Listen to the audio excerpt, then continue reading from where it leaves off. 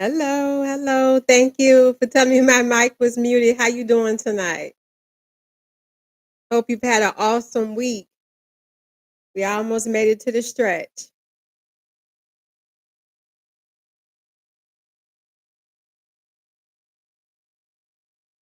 Give me a thumbs up if you can hear. All right. Good. I'm glad you're doing good.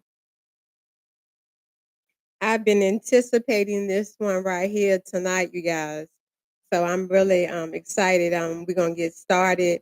Um, I'm just so happy to have you guys on here tonight. For real though, podcast having real conversations.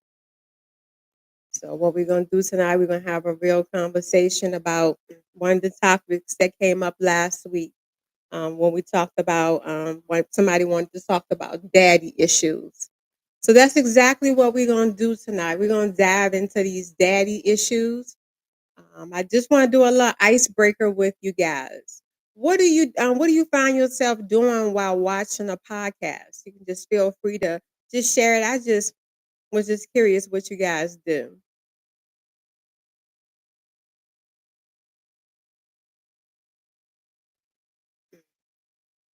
I know normally I'm trying to do 50 other things at one time when I'm listening. So tonight I just want to go ahead and dive on in. I'm really excited about us being able to bring this to the table. So I just want to say welcome to the table, welcome to the conversation where we're having real conversations. So tonight we're going to talk about daddy issues. This one right here is going to be a pretty good one. Um, I didn't know which way I wanted to go with this, so I'm just gonna flow and we're gonna flow tonight. You guys gonna really get to know who I am and my personality. And I just flow with it. Um, so when I think about daddy issues, I'm thinking about, a lot of women, don't have their father in their lives, or they, have a part-time dad, or the dad is there sometimes, um, or he may be there but just don't have a good relationship. Well, I wanted to tell you my story about me and my father. So my father um, was an amazing man growing up. He was my superhero.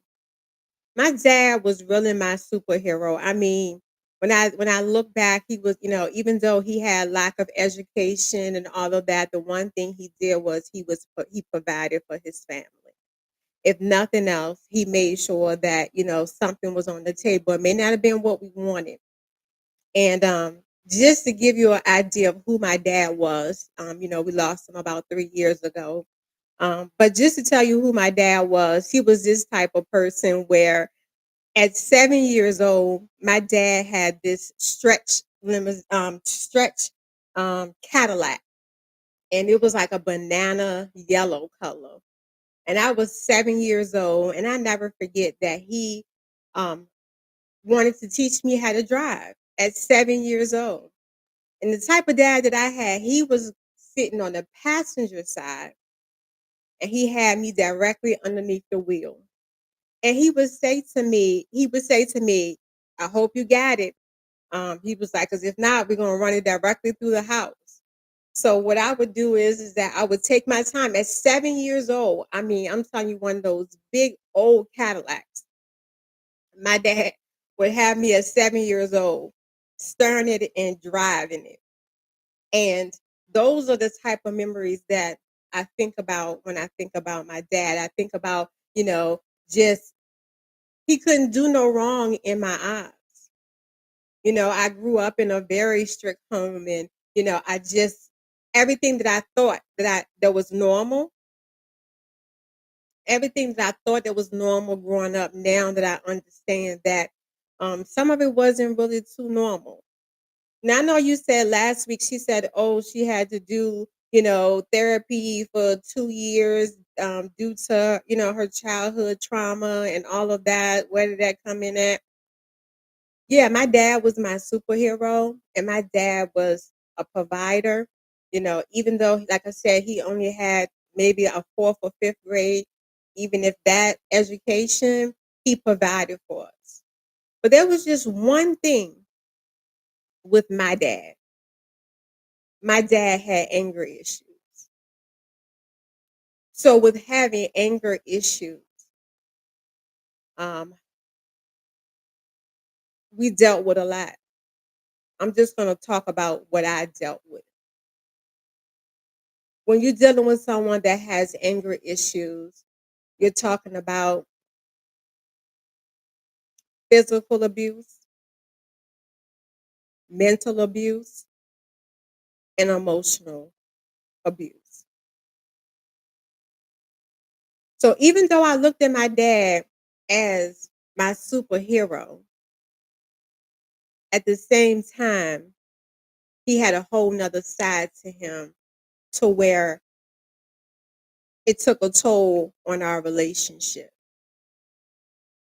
And as I began to start to just process things, even when I was just thinking about it the other day, I thought about what are those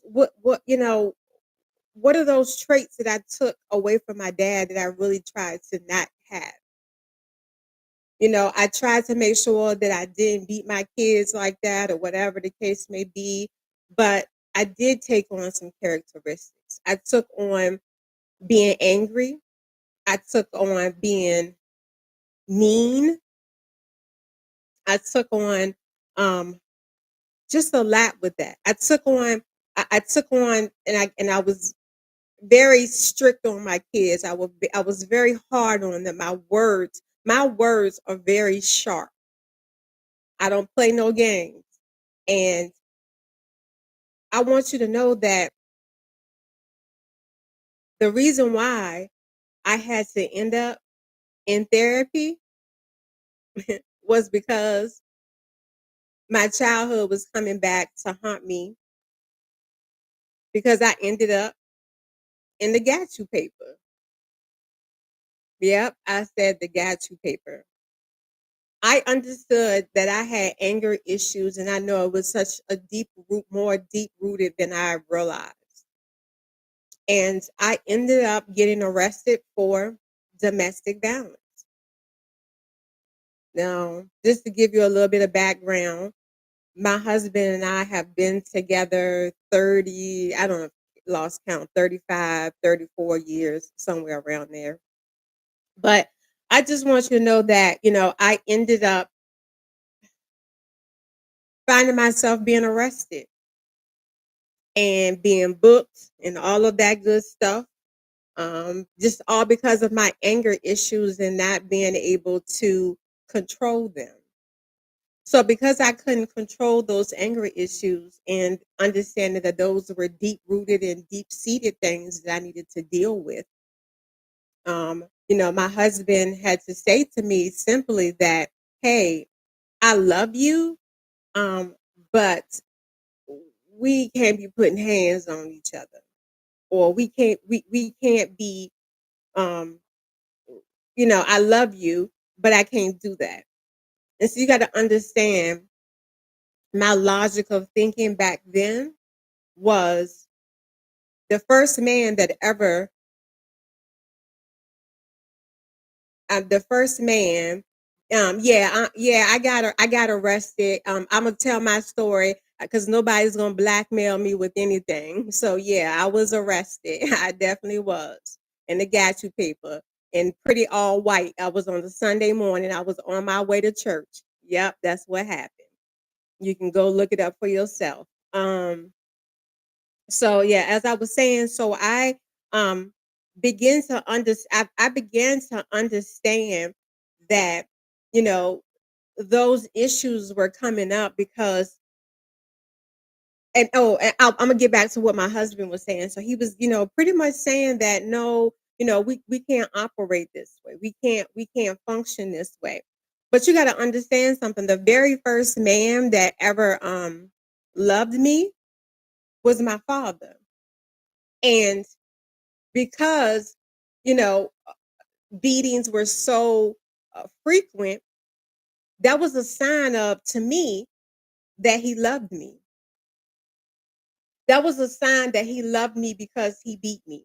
And then after we got a beating, we got a really nice meal afterwards. So when I began to start thinking about that, then I understood that I needed to deal with these. I needed to deal with this little girl. Now I'm gonna come down y'all street in a minute with the ones that basically daddy's not there and the daddies that are halfway there. I'm gonna come down your street later, but I'm gonna just drive down my street because I want you to know who I am, and you know, um, I want you to understand who, what how I'm operating this thing. So I need you to bear with me, sharing this. Because when I tell you I'm talking about real talk, I'm talking about breaking generational things. I'm talking about bringing healing to a nation, not just on my street. So when I began to start thinking about that, I thought about that the first man that I've ever loved. I associated that with violence. I associated that um with just anger and rage and all of those things. So as I began to start processing those things and start understanding where the root cause of where this was coming from, then I began to start doing the work. I started understanding that what I dealt with in my childhood was not normal. See, a lot of times what we think in our childhoods, what we think in our childhoods is normal. Now, when we go back and look at it, it really wasn't so normal. If y'all know what I'm talking about, say for real though.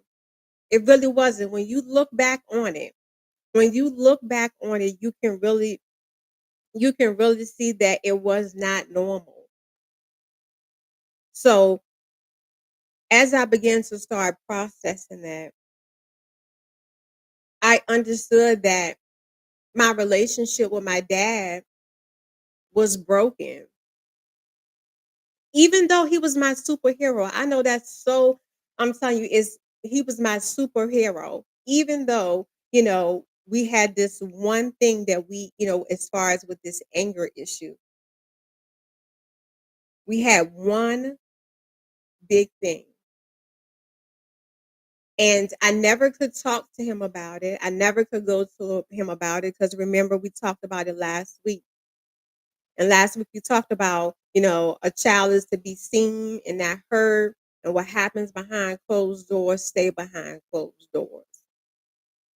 So with that being said, I took it. I took it. It was a cycle. It was just a cycle over and over and over. And I remember at the age of about 12 or 13, and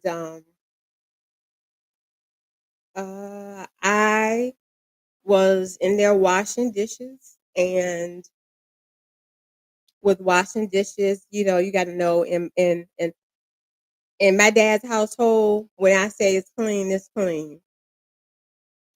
I don't really remember all the logistics to it, but it ended up, I ended up with a broken hand. I ended up with a broken hand because I got a beating because something wasn't cleaned. I'm not really sure what it was at this point, but I ended up with a broken hand. And I went to school. My dad came and picked me up from school because my hand had swelled up. I did that night. I didn't know it was broken. My dad came and picked me up from school, and when he picked me up from school, he said something to me, and he said, he was like, "Oh well, this it happened because of this." And guess what? When he said that to me, I accepted that. I accepted that my hand got broke because XYZ didn't happen, and thinking that was normal and just moved on with it. So when you're talking about building relationships with growing with someone, you definitely have to make sure that you deal with those. And I was angry at some points with my husband because, I'm like, you must don't really love me because you ain't willing to go to blows with me. You got to understand the logic of thinking and working through it now, understanding that all of that was unhealthy behavior. You know what I'm saying? And if you're dealing with that right now, then those are unhealthy behaviors. And if you got some pen and paper tonight, we're gonna do. I'm a little different with this. When I told you I'm gonna be a resource, I really mean it. I'm gonna be a resource. So if you ain't got no pen and paper, I want you to get some pen and paper because I got some stuff for you when I'm coming down your lane. So I've kind of give you my background as far as why I, was in therapy and worked through it and all of that. But I had to kind of grieve the relationship as well because I've been on my own since I was 16 years old. When I say on my own, I mean I physically have lived on my own since I was 16 years old. So I have endured a lot. And for years, I didn't see my dad. For years, I didn't talk to him. And then finally, we began to start rebuilding a relationship. And once we started building that relationship, I still never really could have a conversation with him about it because, when you're talking about an older generation, like my dad was almost in his 70s. So when you're talking about, saying something to, a older generation, it becomes a form of disrespect. It becomes, once again goes back to that I should be only be seen and not heard. So, the relationship was strained for years, and then for so many years I pushed it down. So many years, you know, um, and then I began to start understanding like, why my weight was out of control and all of that because you got to understand all of it was associated was together. Once we got a beating, we always got a good meal afterwards or the next morning. It was another a way to soothe over whatever, took place or whatever happened. So with that being said, I had to walk in a place of when you walk in a place of healing, you begin to understand that it all has to come out. See, when you're functioning and when you really want to walk in healing, you can't just pour out a little bit of it. It all has to be poured out. So I really had to pour all of it out as far as, you know, how could I think so for so long that that was normal what was happening to me, and how I had so much love and so much respect for that, but then now I understand that you know what I thought was normal wasn't normal. And the process of walking through healing is a big step, and when you make that step you have to um it's almost like bear it all. You have to bear it all to be able to understand that what was healthy, what wasn't healthy. And it started with forgiveness. See, I need you guys to understand that forgiveness is not for the other person, the forgiveness is for you. And so many years went on and on and on. And I want you to know that I had a very small window of time to be able to tell my dad that I forgave him for everything. It was no way I could really, it was no way that I knew that I could explain it to him without it being, hard feelings and all of that. So I chose in my healing process, going through therapy and all of that, I chose just to forgive it. I chose to forgive it. And when I chose to forgive it, I had to do this in the height of COVID, and my dad was on his deathbed.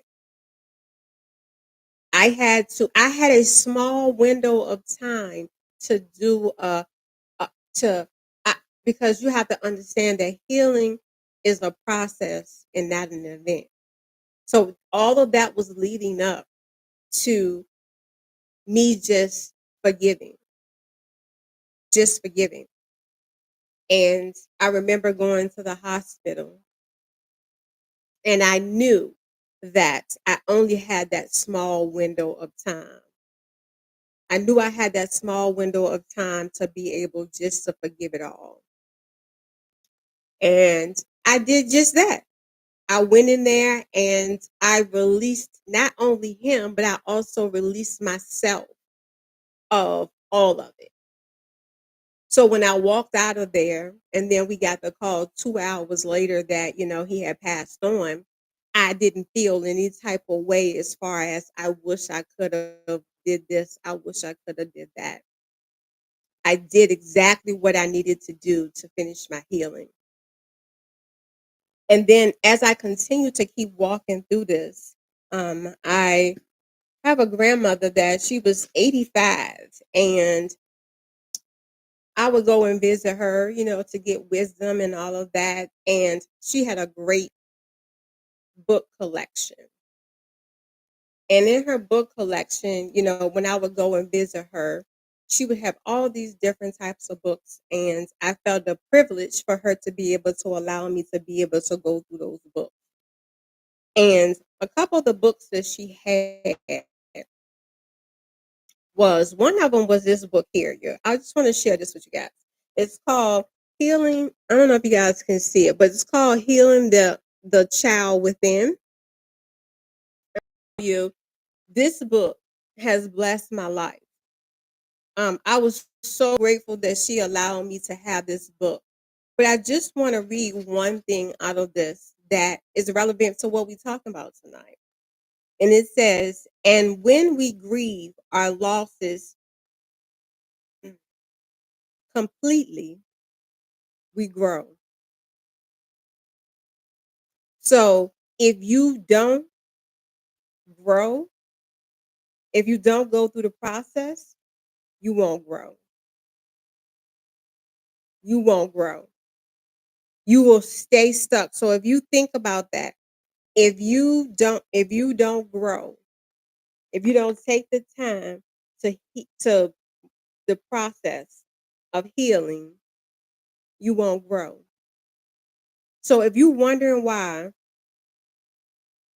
sometimes you feel like you're acting like you're 13, or you feel like you're back, you feel like you're back in the same time again in your life, then yeah, give me one moment. Just walk with me.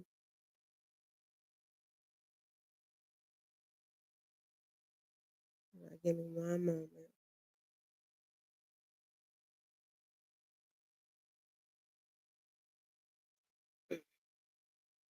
And so I need you to understand that tonight. Now, I've given y'all mine. Now I want to help you guys, for the ones that the daddies wasn't around, or the daddies was part-time, or however it went, where you felt like the relationship was strained. Because I told you I always just want I just want you guys to know that I'm just here to be a resource. I want to show you that, I told you guys last week that healing, that healing, you will always be healing from something, but you have to go through healing. You can't go over it, you can't go under it. You have to go through it. So by you having to go through it, then that means you have to be able to be willing to do what it takes, whatever it takes for you to heal. So to the little girl tonight that I'm talking to, that maybe you don't even know who your daddy is, or maybe you're a little girl that had your daddy part-time. I want you to know that the beginning parts of you healing from this is number one, you have to acknowledge it. You have to acknowledge that you are hurt, that the first man that was supposed to love you, or the first man that was really supposed to be your protector and your provider and all of that, was not there. The beginning stages of anything, especially with healing, is acknowledging. You have to acknowledge that that pain is there. You have to acknowledge it. And the reason why it's so critical is because that is the first relationship on how you know how to deal with the opposite sex. If you're in a cycle of relationships and all of that, just know if the relationship with your dad wasn't solid, that's why you don't really have any solid relationships, because there's damage, there's brokenness there, because no one showed you what a man is supposed to look like in your life if he wasn't there. You don't have that person to protect you and say, no, this is what you expect from a man. This is what you go through. This is what you don't expect. This is what you do expect. And then once you take the time to acknowledge it, I need you to start doing something. I need you to start journaling these feelings. You really have to start journaling your feelings. And the reason why I say you have to start journaling these feelings, because eventually you are going to have to deal with them. I told you guys last week, if it don't come out in you, it'll come out in your children, it'll come out in your grandchildren. And not only that, do you not only the it becomes a cycle. If you don't address it, it becomes a cycle. And you'll see what I'm talking about when I say a cycle, because if your father wasn't there, a lot of possible chances is that when you've had children, or if you've had children, their daddies are probably not around. Their daddies are probably not around. So now we have a cycle. We have a cycle of the black man not being in the household, or whatever color not being in the household. But because I'm talking about my community, I'm talking about the black daddies. That's what I'm talking about. And you have to start journaling this. You have to start talking about the feelings. Now, how do we do that? Where do we start? Maybe you say, where do we start with this? The first step is making awareness. So that way, once you make awareness to it, then you can start controlling those emotions. Until you recognize it, until you acknowledge it, you are not going to be able to control your emotions. And I want to stop right here with these emotions, because we are no longer going to behave if you can no longer walk around with all of this and behave any type of way. It is time for you to acknowledge that you have these emotions, you have these feelings. And what I want you to do with this journaling, if your father is no longer here, if your father is here, if you never knew who he was, what I want you to do, I want you, at the time we come back next week, I want you to write a letter. That's why I told you I want y'all to get y'all journal together. I want you to write a letter to your father. And in this letter, the first thing I want you to do is I want you to brag on yourself. I want you to brag on everything that he's missed out on. I want you to brag about all the accomplishments that you've done, that you've made in this lifetime. And also with that, I want you to also express what you would have wanted from him. See, the one thing you have to understand is that you can make people do a lot of things, but one thing you can't do is you can't make somebody love you. And that's fine, because when you begin to understand that it may have been a more healthier for you, for them not to be there, then that's also where you can also acknowledge and begin to heal. So I want you to write a letter. And in that letter, I want you to brag on yourself. If you got grandkids, great grandkids, I don't care, you graduating from high school, college, whatever you're doing, whatever you have accomplished, and they should have been a part of it, I want you to journal that. Because eventually you're going to have to sit down and talk to somebody about it.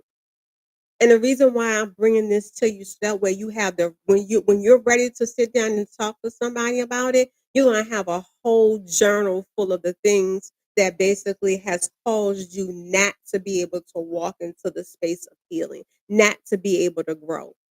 Because a lot of us are walking around still in our 12-year-old body, still in our 7-year-old body, because we have not been able to walk into this healing process. There is a process. And when I tell you, you must hit completion with it, I knew that I was at completion with my my the healing journey with my dad when I took the final step. Remember, I told you guys that, once we would get a beating or whatever, we would always get fed really good. Well, over the years, I began to put on weight. I think my highest weight in 2023, I was about 265, maybe 68 pounds. But when you begin to go through therapy, and my, you'll understand why you pick up this weight. Now you got to understand. So now I became an emotional eater, because the emotions that were tied to my dad and the relationship that we had, I always knew that regardless of what, we were going to eat good. And ain't that something, that food is always like involved around every situation? It seems like food becomes the comfort for it. But I tell you, when you begin to work the process and you understand that, you know, you're eating because of you're pushing down the emotions. But I want you to know that I became to the completion of this whole healing journey with my dad. I came to the whole completion of that about 15 months ago. I lost over 100 and about 15 pounds. So in the process of me losing that, that means that was also the completion. When I took that weight off, it was the completion of that place where I needed to heal. And guess what? I've grown. I've grown in that time. I'm at the healthiest weight I've ever been. I feel the greatest that I've ever felt. I'm free. I'm released. And all because I took the step to acknowledge those though that pain, that dysfunction.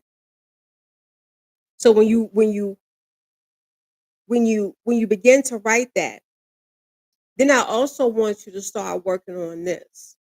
I want you to start working on your mindset. I want you with that once you start writing that letter and you get that off of you, I want to challenge your negative beliefs and your negative thought pattern. See, often when women are have abandonment issues, they believe that they are not lovable or worthy to be loved. But I want you to know that you are worthy to be loved. And I don't know what your religion background or whatever, and it's whatever floats your boat, but I want you to know that Jesus loves you. But you are worthy.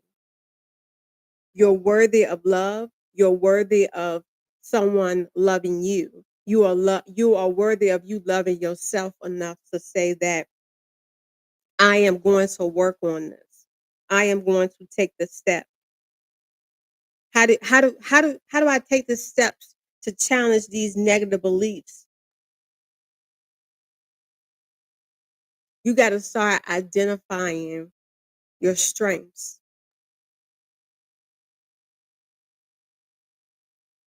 And then you have to just be ready to have the conversation. And because some of you may not be ready for the conversation, that's why I'm telling you to write that letter. It's just you have to put this in words. You have to put it. I don't know why I have to keep repeating this, but it's just in my spirit. You have to acknowledge it. You have to acknowledge the fact that you are mourning the relationship of a father and daughter. When you don't have it, that's something that you have to grieve. When we think about grief, sometimes we always just think about it's associated with death, and it's not always associated with death. We're grieving a relationship and a foundation that was there. And stop being so hard on yourself. I remember me being so hard on myself just because, I when you deal with physical abuse, you also pick up OCDs. And I'm low key a perfectionist on things. But then I had to stop being so hard on myself. And tonight I encourage you to stop being so hard on yourself. Stop being so hard on yourself and show a little compassion to yourself. Show a little bit of kindness to yourself. And then there was one more book. I just want to share this one last book. And this one last book that I got from my grandmother's collection was this one. And yeah, I'm not promoting nobody's books. I just want to encourage you on what has helped me. This one right here is called No Excuses, another life changing one.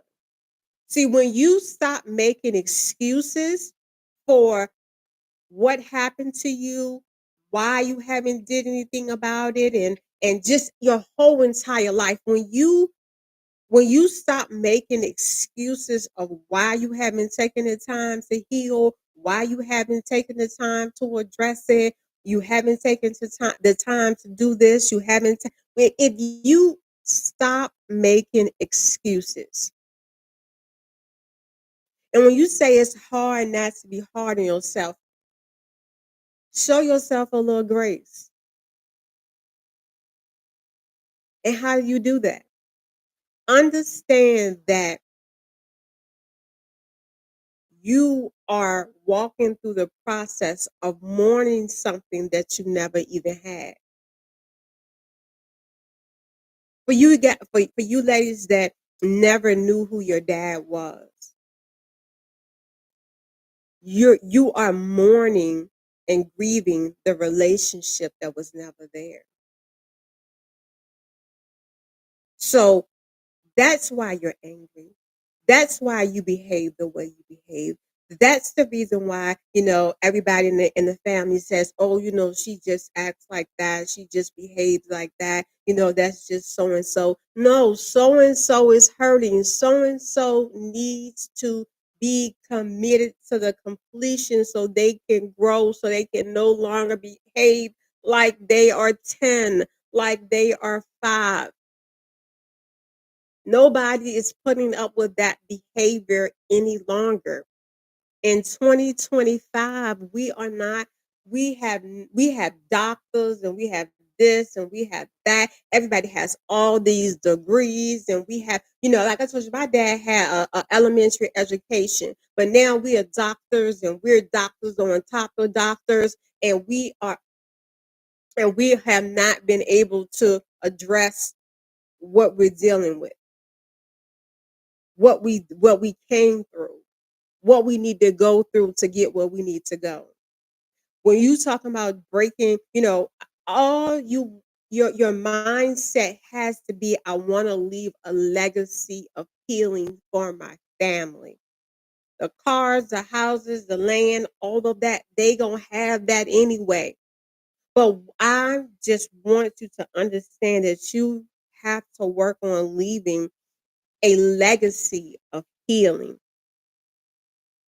Begin to start focusing on that internal validation.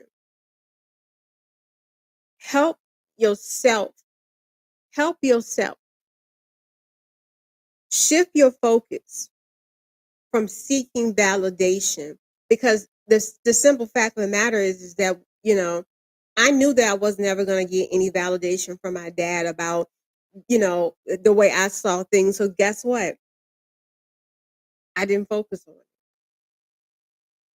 I didn't focus on it. I just moved forward in forgiveness and acknowledging it. You got to find it on the inside. You got to understand that you're worthy. You got to understand who you are. I know he wasn't there to tell you how wonderful you are, how beautiful you are, how protected you're supposed to be. I know he wasn't there to tell you that how valuable your body is, how valuable your body is. I know he wasn't there to tell you that. But I'm telling you tonight that we have sunk to a place where now that we're okay with being a side piece. We're okay with being anything but, um, um, mm, mm, I don't know. I don't have the words for it, but all I know is that, we have dwindled ourselves down to basically just being ran through, man after man, woman after woman, whatever floats your boat. But we have to understand that we have to take the time to acknowledge this, that I'm hurting. Every time you see a different man in my life and every time you see a different man in my bed, it's because I'm seeking for something. I'm looking for something. And a lot of times what happens with women is, us as women, is that we become attached to that um man as if he was our father.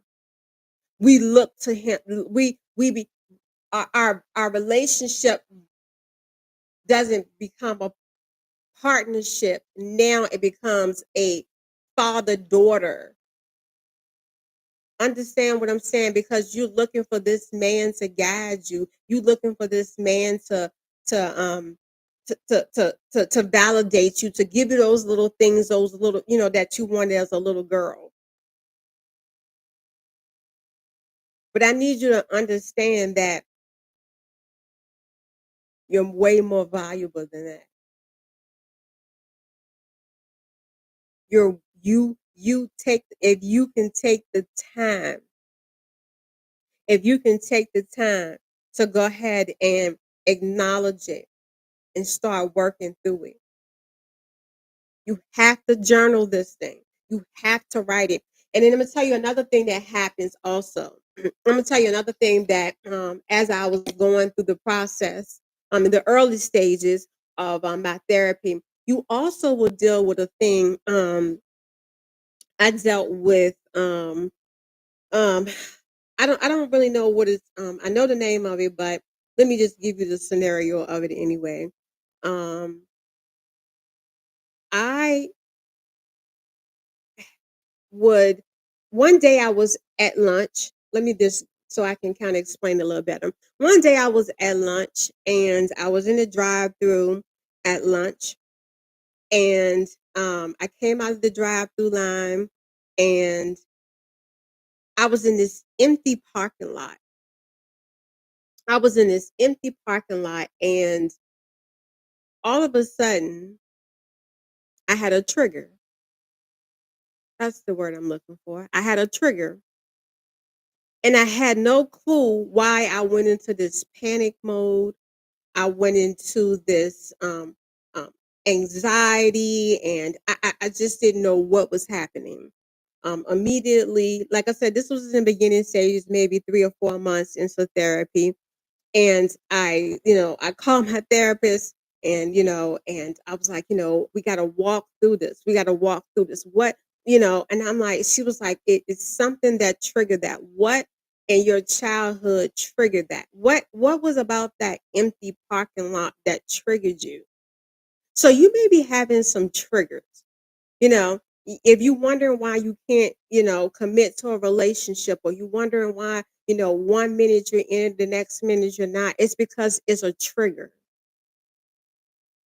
It'll be things that trigger you that you don't understand. And as I begin to, process it, I had to take the time to sit back and and talk it through on what in the world did this empty parking lot have to do with anything? You know, it had a lot to do with it. And the reason why is because it was triggering for me to understand the magnitude of my dad's anger.